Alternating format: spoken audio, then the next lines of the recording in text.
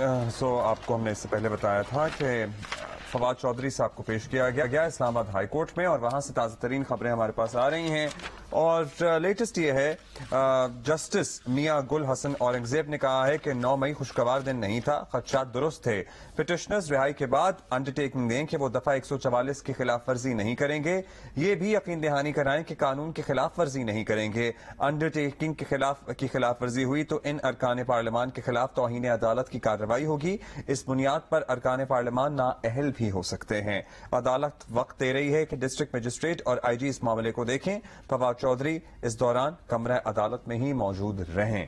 عدالت نے وقت دیا ہے کہ آئی جی اور ڈسٹرکٹ مجسٹریٹ اس معاملے کو دیکھیں۔ آپ کو پتہ ہی ہے فواد چودھری کے بھائی نے استدعا کی تھی عدالت سے، اسلام آباد ہائی کورٹ سے، کہ ان کی پری اریسٹ بیل ہونے کے باوجود انہیں پولیس لے گئی تھی۔ ابھی لیٹسٹ کیا ہے؟ ویس یوسف زئی ہمارے ساتھ موجود ہیں۔ These are the latest visuals from Islamabad high court. بختر بند گاڑی میں انہیں لایا گیا ہے۔ اویس بتائیے گا۔ بالکل، دیکھیں اسلام آباد ہائی کورٹ کے جسٹس میاں گل حسن اورنگزیب نے سماعت کی ہے، اور فواد چودھری کو آج دوران سماعت پیش کیا گیا ہے۔ بابر امان اور فیصل چودھری ایڈوکیٹ جو ہیں ان کے وکلاء کے طور پر عدالت میں پیش ہوئے۔ ایڈوکیٹ جنرل اسلام آباد بھی موجود تھے روسٹم پہ، ڈسٹرکٹ میجسٹریٹ بھی عدالت میں آئے، اور اس پر آج جو ریمارکس سامنے آئے ہیں بینچ کی جانب سے، ان کا یہ کہنا تھا کہ چیف جسٹس اسلام آباد ہائی کورٹ نے ایک آرڈر کیا تھا جس پر عمل نہیں ہوا، نہ آئی جی اسلام آباد اور نہ ہی ڈسٹرکٹ میجسٹریٹ نے اسے دیکھا، اور جب انہیں پکڑا گیا تو اس وقت وہ آرڈر دکھایا، لیکن اس کے باوجود جو ہے اس پر عمل نہیں کیا گیا۔ ان کا یہ کہنا تھا کہ آپ کے پاس کئی طریقے تھے کہ اس آرڈر کی تصدیق کرا لیتے، لیکن اس آرڈر کی تصدیق نہیں کرائی گئی، اور اسلام آباد ہائی کورٹ کے حکم کے باوجود گرفتاری عمل میں لائی گئی ہے۔ اس کے ساتھ ہی ساتھ ان کا یہ بھی کہنا تھا کہ 9 مئی کا دن جو ہے وہ خوشگوار نہیں تھا، اور خدشات بہرحال موجود تھے جو درست تھے۔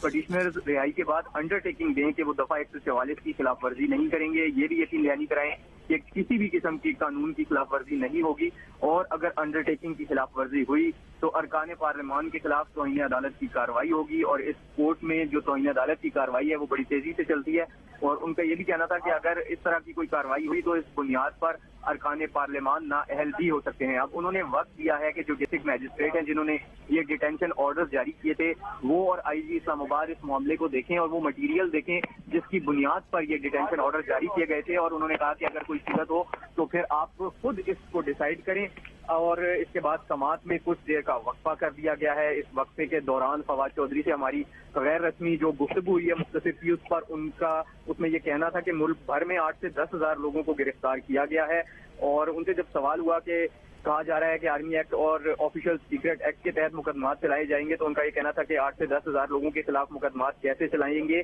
سیاسی درجہ حرارت نیچے نہیں آ رہا، اور انہوں نے کہا بہتر ہے کہ معاملہ صلح صفائی کی طرف چلا جائے۔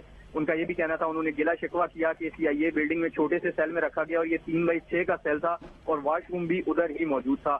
یہ ہماری ان سے سماعت کے بعد مختصر سی گفتگو ہوئی ہے جو غیر رسمی گفتگو تھی کورٹ روم میں، اور اب سماعت میں اس وقت وقفہ ہے۔ جی آل رائٹ جی، بہت شکریہ آپ کا ویس۔ اچھا، آئرنی پلیز، آپ کو پتہ نا ہماری ماشاءاللہ ہر چیز میں کوئی نہ کوئی آئرنی ہوتی ہے، تو مجھے ذرا تھوڑی سی ہنسی آ رہی تھی اور ایک غصہ بھی چڑھ رہا تھا۔ پٹیشنر رہائی کے بعد انڈرٹیکنگ دیں کہ وہ دفعہ 144 کی خلاف ورزی نہیں کریں گے۔ پچھلے ایک ہفتے سے دفعہ 144 جو کہ بڑے بڑے شہروں میں لگا ہوا تھا، اس کی خلاف ورزی ہو رہی ہے، اگر ہوتی چلی جا رہی تھی کوئی روک تھام نہیں تھی۔ پھر کل جو ایک جلسہ ہوا سپریم کورٹ کے آگے جہاں 144 لگی ہوئی ہے اسی کو روک لیتے، بھئی کوئی پریسیڈنٹ تو سیٹ کرنا پڑے گا، یا پھر 144 ہٹا دیتے ہیں، یا پھر 144 اس کا ایک مذاق تو نہ بنتا۔ تو اب آپ کا یہ کہنا کہ انڈرٹیکنگ دے کے وہ 144 کی خلاف ورزی نہیں، کون مانے گا اس بات؟ اچھا، فواد چودھری صاحب کے بھی بیانات پہ میں آ جاتا ہوں اب، اور وہ کہہ رہے ہیں کہ بھائی سیاسی درجہ حرارت نیچے نہیں جا رہا، صلح صفائی کی طرف جانا چاہیے۔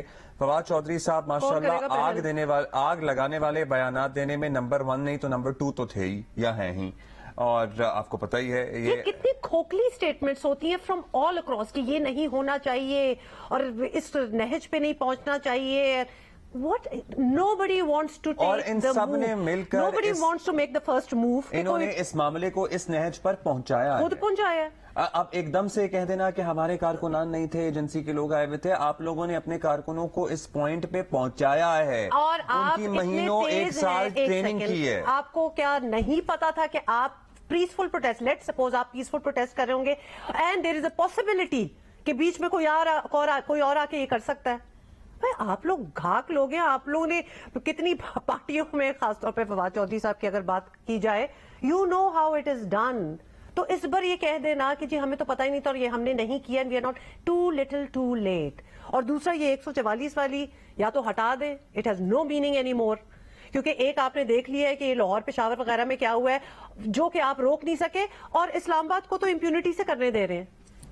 What is going on? कौन मानेगा ये रूल्स, कौन मानेगा? कभी अब्दुल्ला ये भी बातें होनी जी, वारंट दिखाया नहीं दिखाया, बाद में बताया।